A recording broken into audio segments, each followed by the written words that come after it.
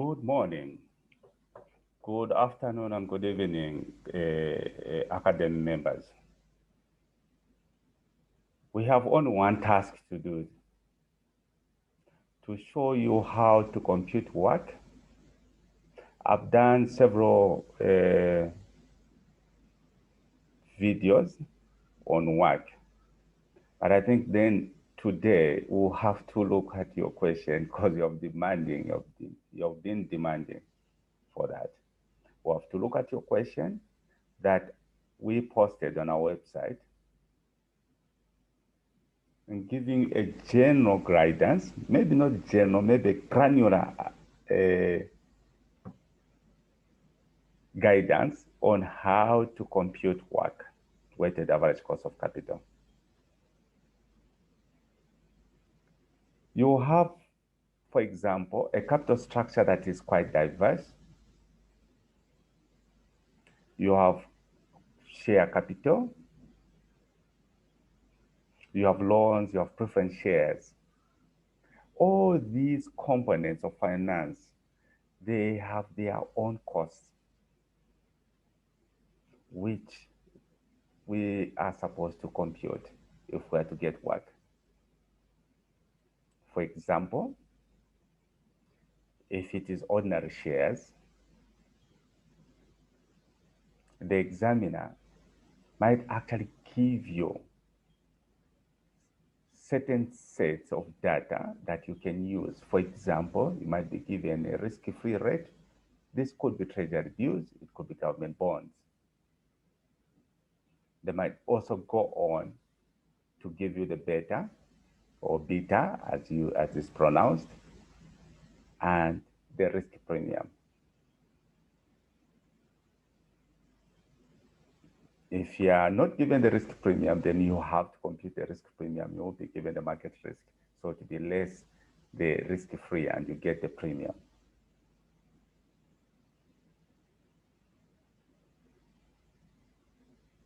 So let's look at the question.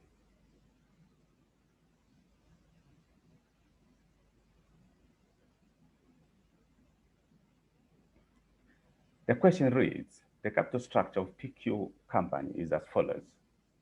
Ordinary shares, bank loan, bonds, redeemable. Wherever you hear that it's redeemable, it actually means you have to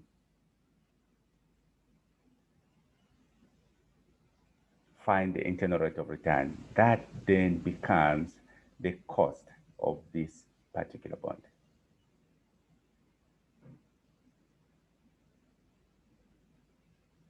I've been given the preference shares.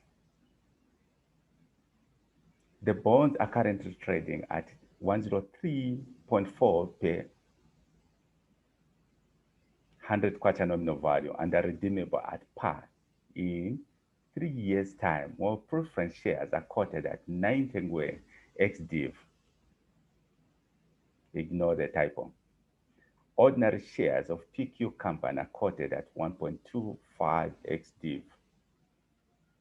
The equity beta is 1.1 with a return on treasury bill being 6.2%, while the risk premium is 8%. Corporation tax is 30%. Wherever you see tax, always know that it's going to be applied on debt, not on preference shares, not on ordinary equity.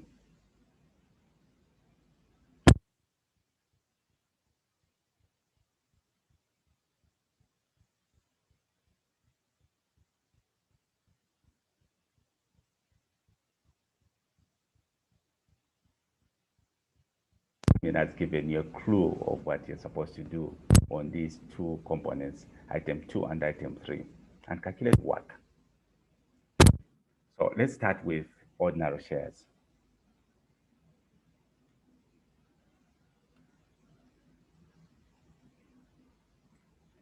The first thing that we have to look at is the market price per share, which I guess is 1.25.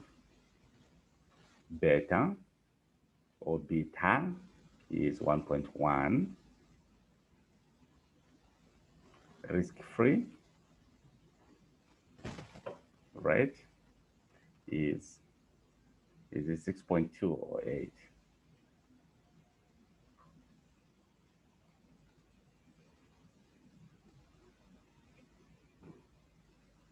So that is treasury bills, which is 6.2. Then the risk premium is 8. These are percent, guys. This is percent as well. So we need to actually look at the capital asset pricing model, which is equals risk-free plus beta or beta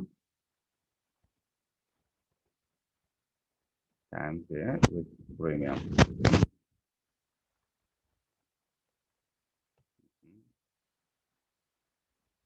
So your capital asset pricing model, which will be then now your cost of equity,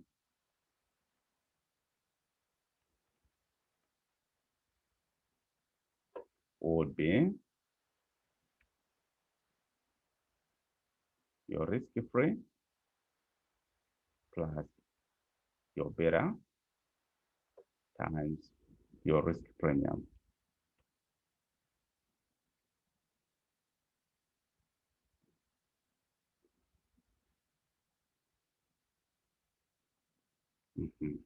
Which gives you your 15%, which is your A.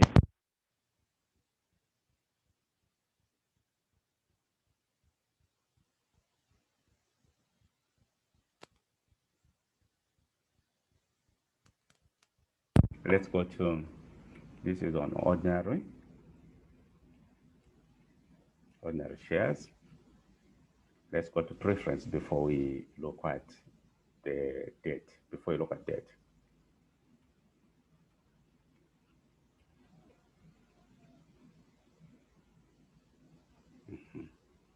So first thing we need to know or appreciate, we have to get the book value of this preference share. What's the debt? First is basically the dividend in percentages. So we'll go through the question.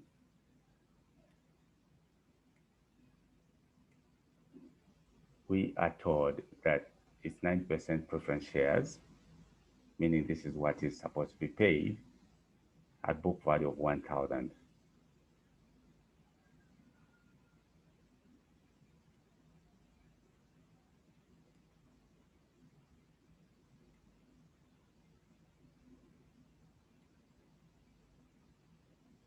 %.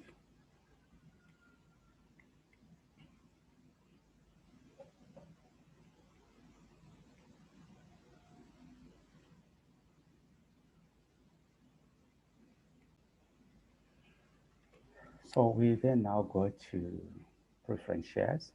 Please listen and listen very, very carefully. Here, this is the book value per share. It's 0.5. So meaning that the dividends are paid based on the value per share.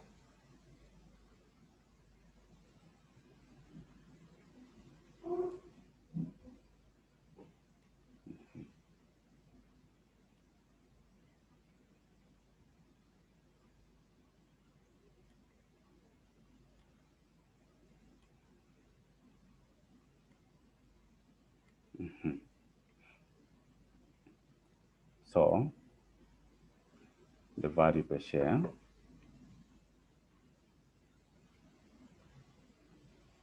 this is basically the book value is 0.5 quadrant times 100. So it's 0.5 quadrant.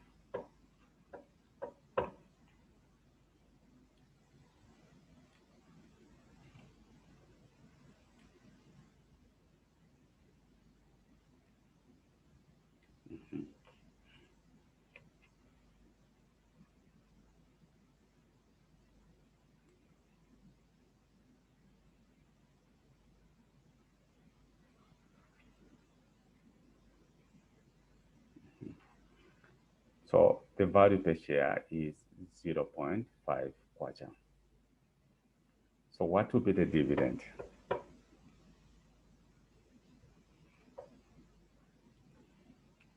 Meaning, at any given time, the dividend would be 0.045.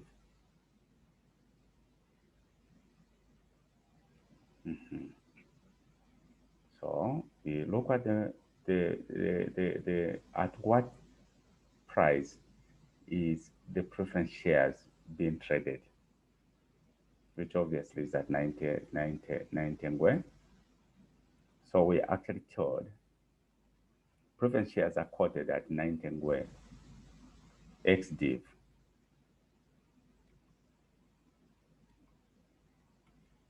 So what's the market price? It is 90 ngwe, which is 0.9. Doreen, understand this concept. Tamara, Myra, Chinzi, Martha, understand this concept.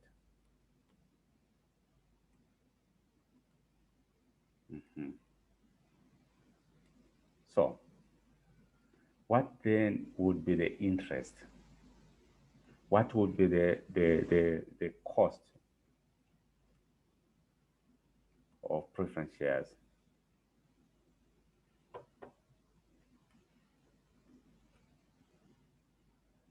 So the cost of preference shares would be your MPS here, your dividend, sorry, divided by your traded share price.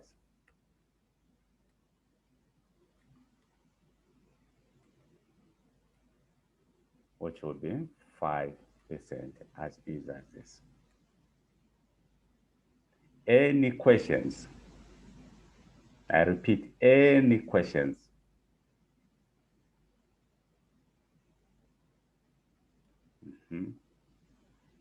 So we go to see.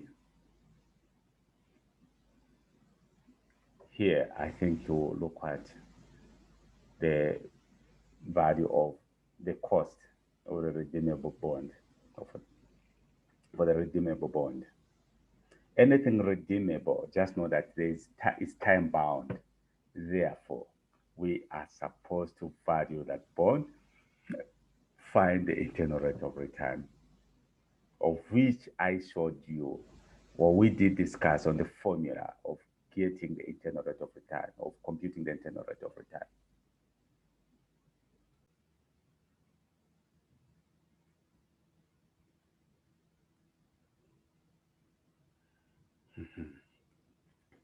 So let's go to the redeemable bonds first. Let's go to the redeemable bonds so that we can compute the cost of the bond. We have been given is 8% bonds redeemable after 3 years. One thing that you have to do, you have to get the after-tax redeemable bond. That is what you have to do. Oh, sorry, power's gone.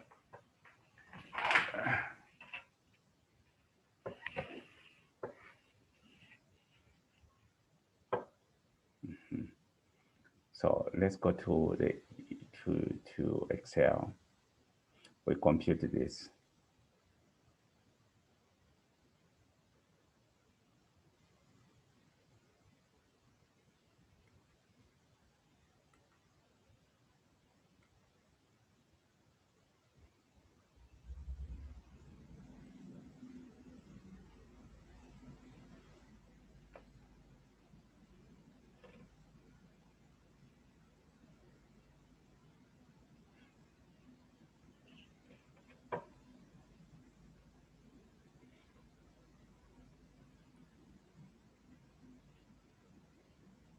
So start with after tax.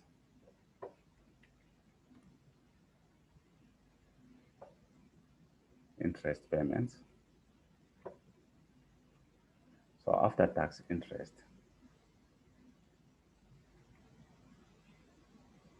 should I start with before tax so that it's easier for you to see?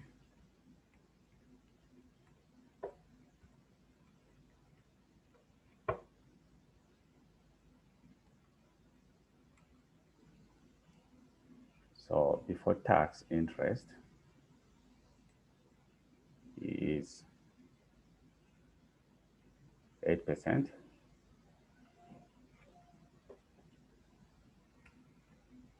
We have been given tax at 30%, I think. Let me not think, let me see. It's not a very good assumption.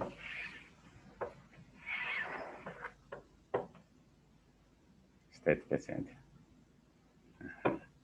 So then what it means is that your after-tax interest would be your before-tax interest times 1 minus your 30%, which is 5.6%.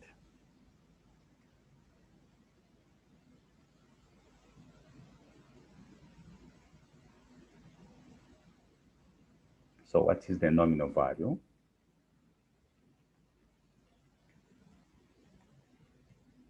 Of the loan note, of the bond?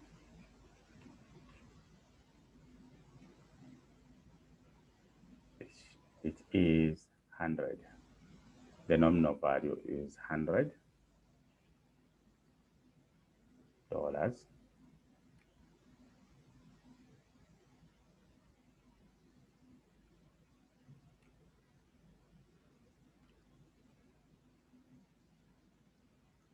Then the market value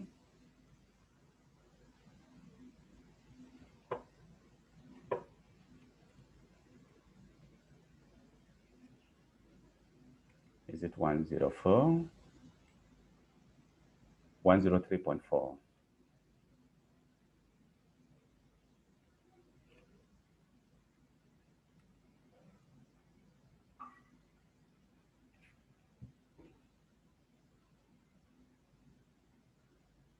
Is there any premium at redemption?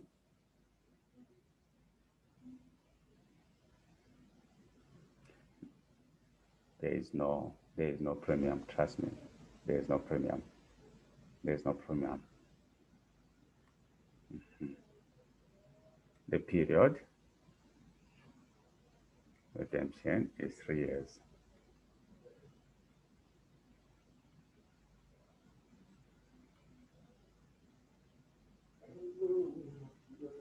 So we can start also year 0.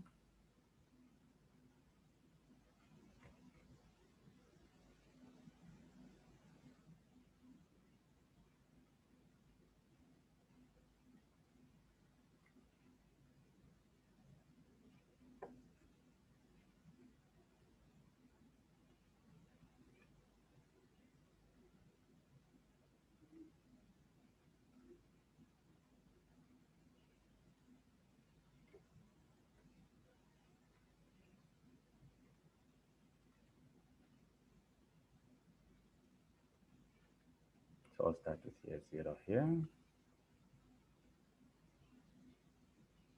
up to year 3.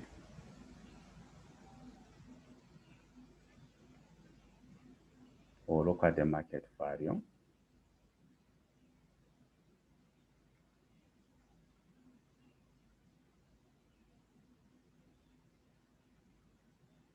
So what is the market value of this?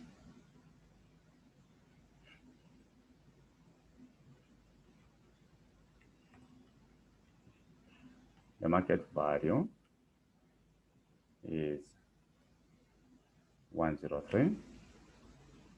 That's the market value.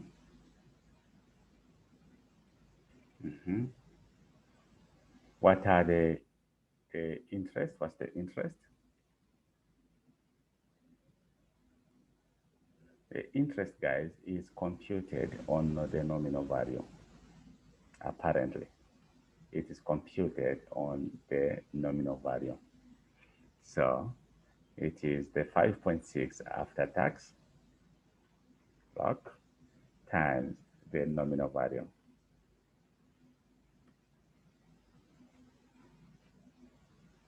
which is the 5.6. Then we need now to have at redemption, when we are redeeming, which will be in the third year, or because there's no premium, so it will be at par value. If there was a premium, sometimes will give you 5% or 10%, you just multiply 10% or 5% of the nominal value. That will be plus your nominal value. That is what you're going to put here.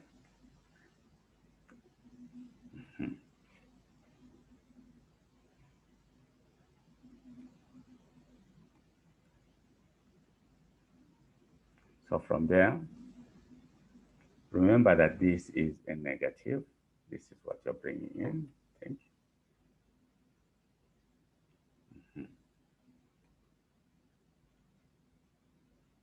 So what is your present values?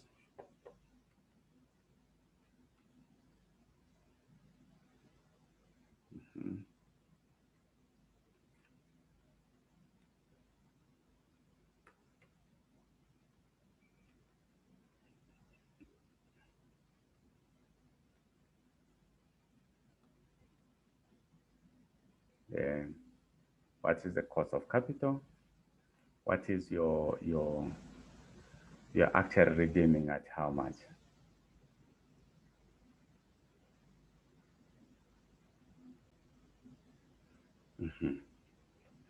So here, guys, what you want to get is your cost of the bond. If you are doing financial modeling, I wasn't going to belabor on the point of having two discount factors. It's trial and error. You can have a 5%, 10%. All you need is to make sure that the other one you get a positive, whereas the other gives you a negative. Then you'll be able to compute your internal rate of return. But I could do this. This would be my IRR.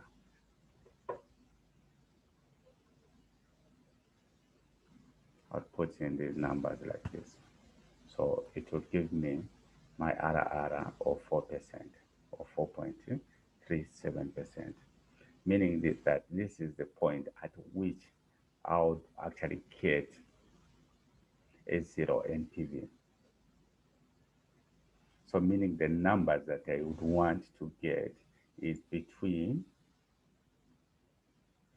if it's, for example, if it is 4%, if the cost of capital is at 4%, it would be between 4% and 10%.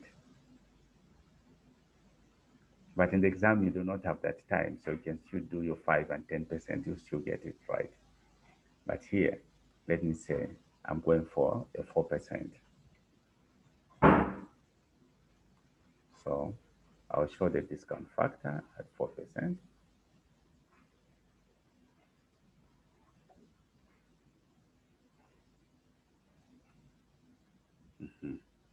So at 4%, meaning that I'll have the first in the year 0 to be 1. That would be, let me do the discount factor here. Discount factor 1, which is 4%. So meaning here, we'll have 1 divided by 1 plus that 4%.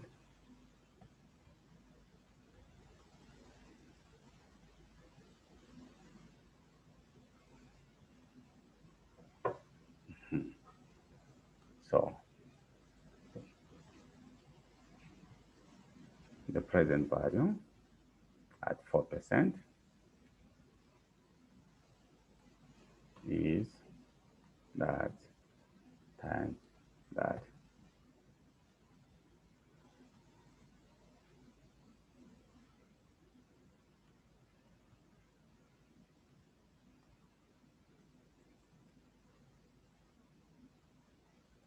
giving you the NPV of this amount.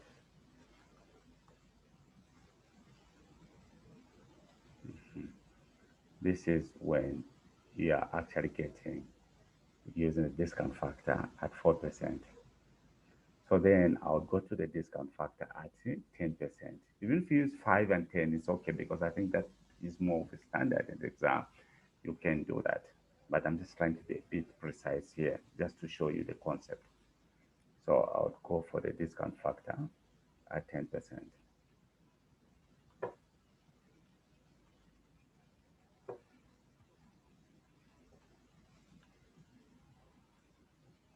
So at 10%, guys, okay, so I'll do like this.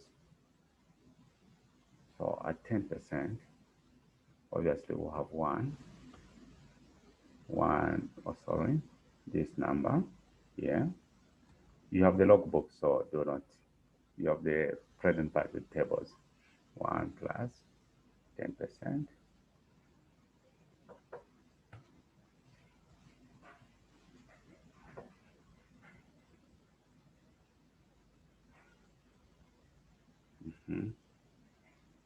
So the present value at 10% is going to be that amount there. So we expect to get a negative.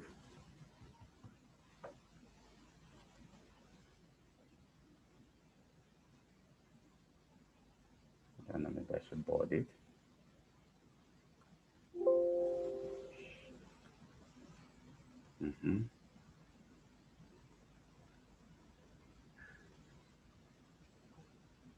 So giving you the NPV2, I'll say NPV2, which will be how much? Sum of that, getting 14.34.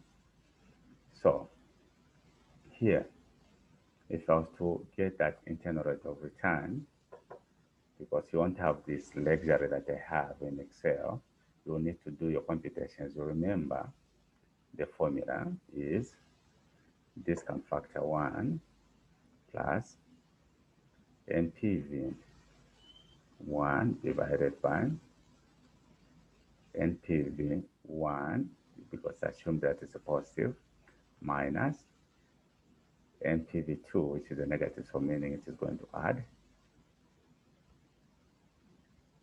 times discount factor 1 or discount factor 2 minus discount factor 2 minus discount factor 1, which will give you 6% here, which will be basically this minus that. So it's not going to be as accurate as this, but it should be okay. So internal rate of return would be your discount factor 1 times, or plus, sorry, your NPV 1 divided by your NPV 1 minus your NPV 2 there, times your discount factor 2 minus discount factor 1.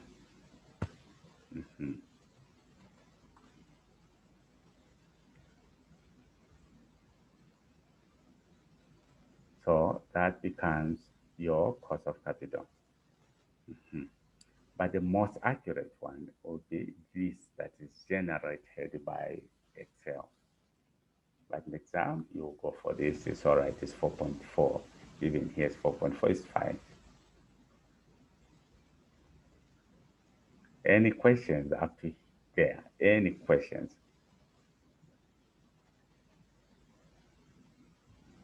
Any questions?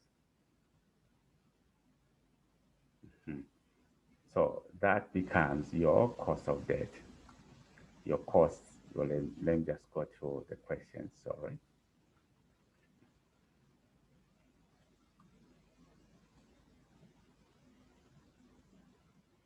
that becomes your after cost of redeemable bonds. I'll just pick it like this.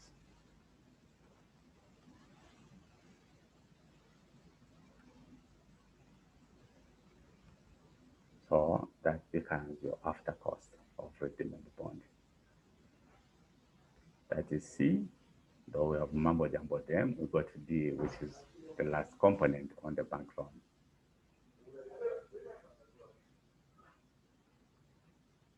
On the bank loan.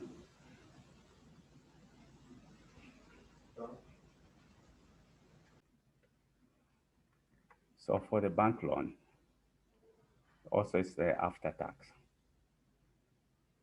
I'll pick, what can I pick from here?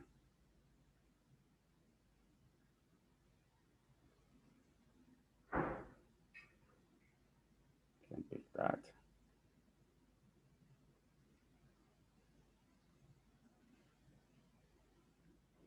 So we have the tax of 30% of tax of 30% before tax interest. Let's check in the question. What does the question say? It's 6% bank loan.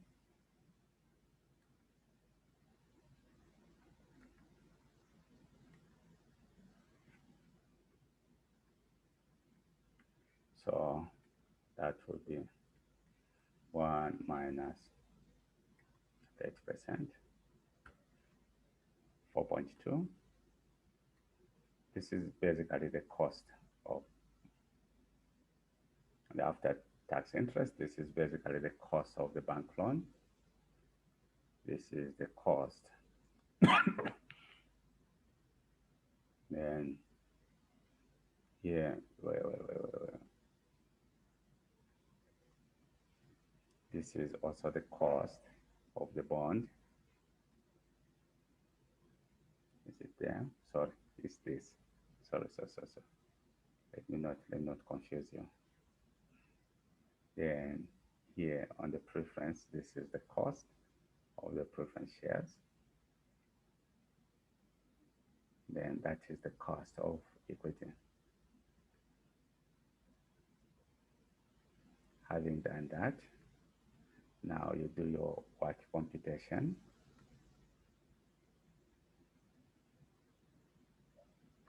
Which is basically,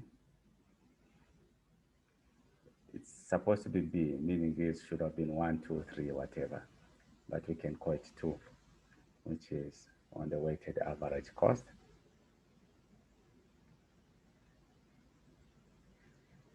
Basically on the WACC.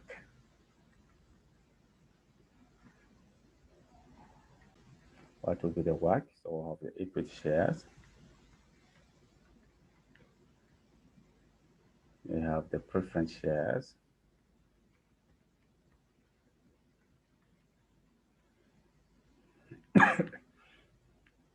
We have the bond, and we have the bank loan.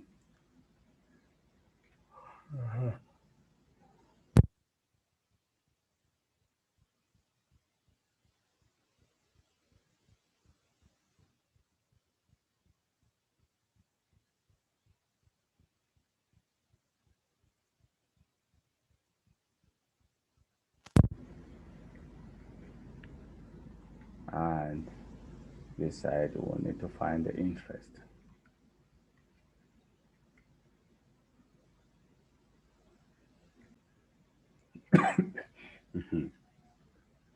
So we go to the market value of the equity, the shares. How many shares were there? We know that the market value is 0.9, but we need to know how many shares were here. Maybe I can show the number of shares so that it becomes easier to calculate the market value of these shares. I should have done this maybe.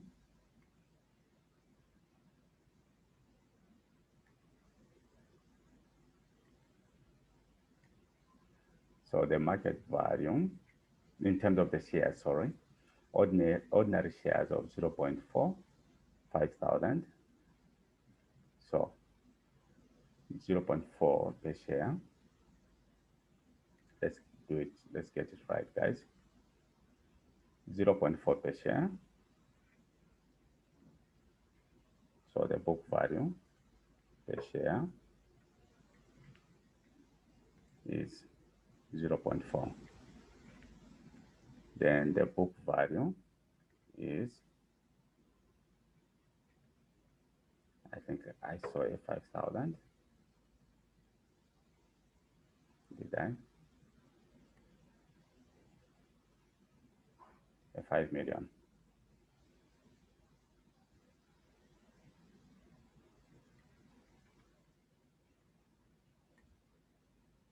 $5 million.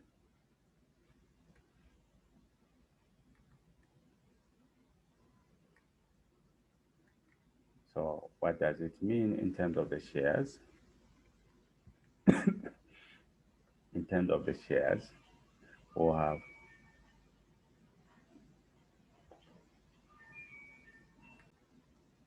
in terms of the shares, if 0.4 kwacha represents 1 share,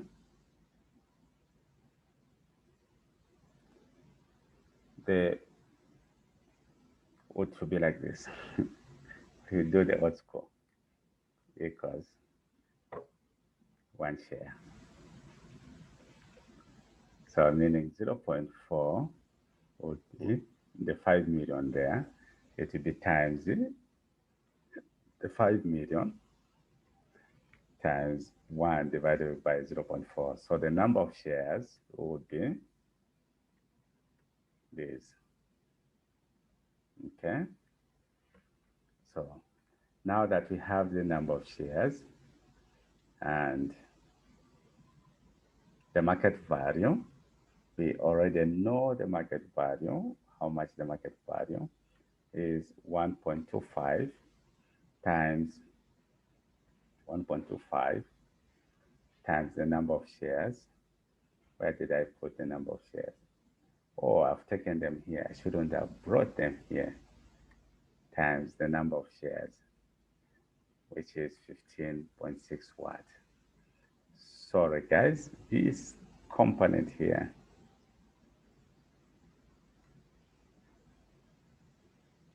I should bring it up there. Sorry. Sorry.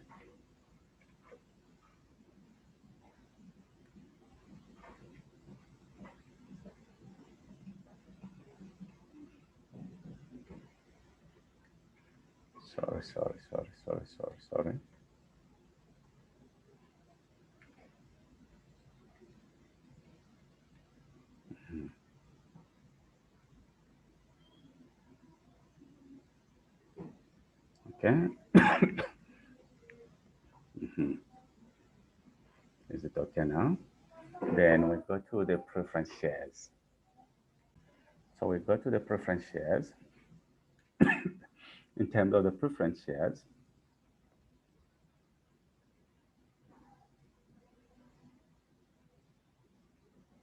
so the market price per share is that. How many shares were there?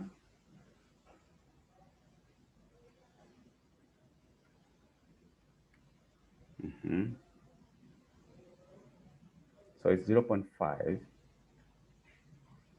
divided by 1,000, 1 million.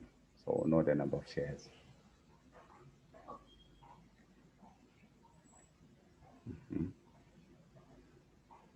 So we'll get the book value, which is 1 million.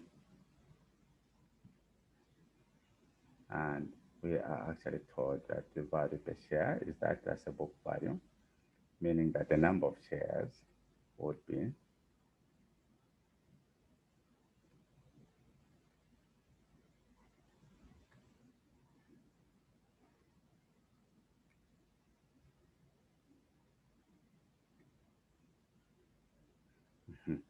so the number of shares, there are 2 million. So we know the number of shares 2 million and the market price 0.9. So we can still calculate the value.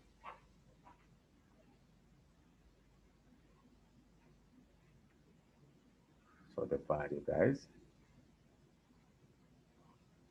it should be the 2 million shares times the market price per share.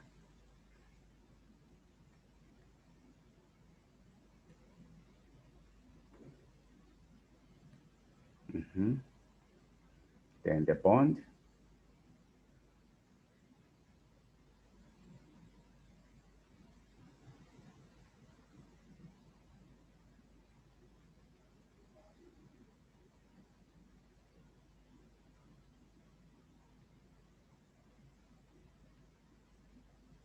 so the market value of the bond, here again, we go to the question.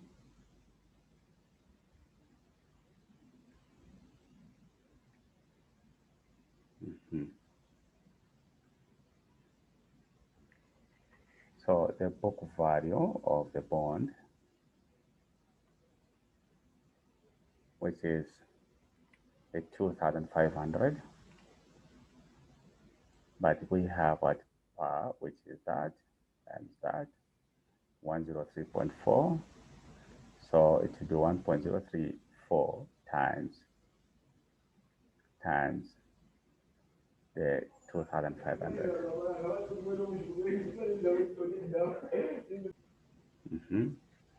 So, so guys, we go to what is the bond, the book value is 2.5. Sorry, let me do this. So the bond, the book value of the bond is 2.5 million.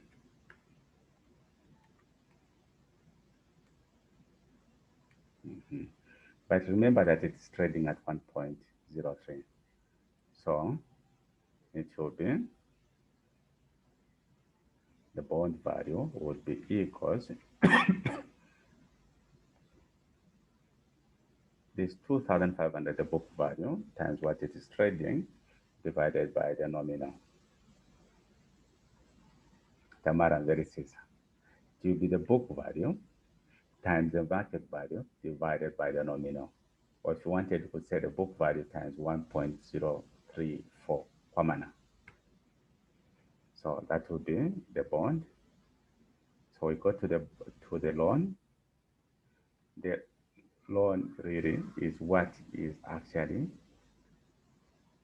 in the balance sheet. Where do I go? Where is the loan?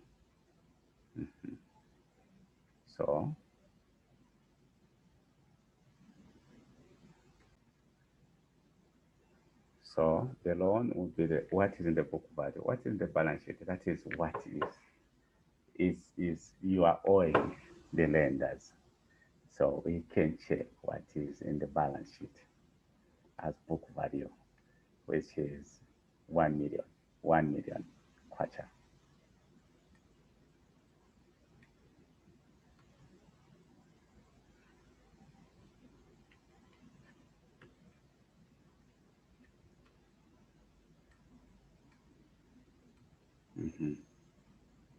So which will come here, and you'll have this component there. So your cost of money, instead of calling it, instead of calling it interest, because that's not true, it's the cost of money. So for the equity share, we go up there, guys. Kindly master this. For the preference shares, we go up.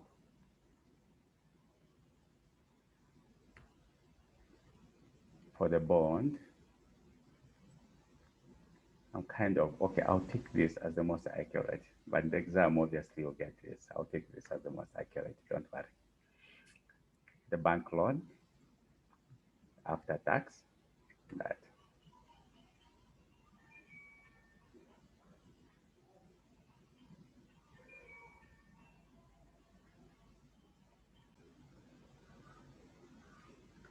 Now, having gotten these guys, we know these are the market values. Let me do this.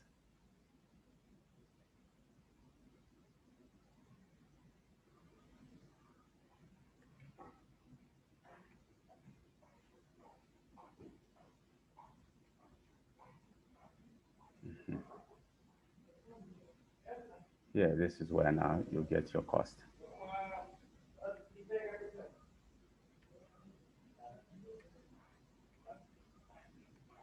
Which is that. Getting that. So your WACC. Your WACC, this is how easy I do it. To be that cost divided by your market value, total market value, which gives you 12.33. It is as good as saying you pick this, you go to that one, you go to that one. It's as good as doing that, where you say your cost here for equity, which is this divided by that. This is what the books will show you. This divided by that plus this divided by that plus that amount divided by a total, giving you the same amount. Any questions? So this is how you get your WACC. Very easy.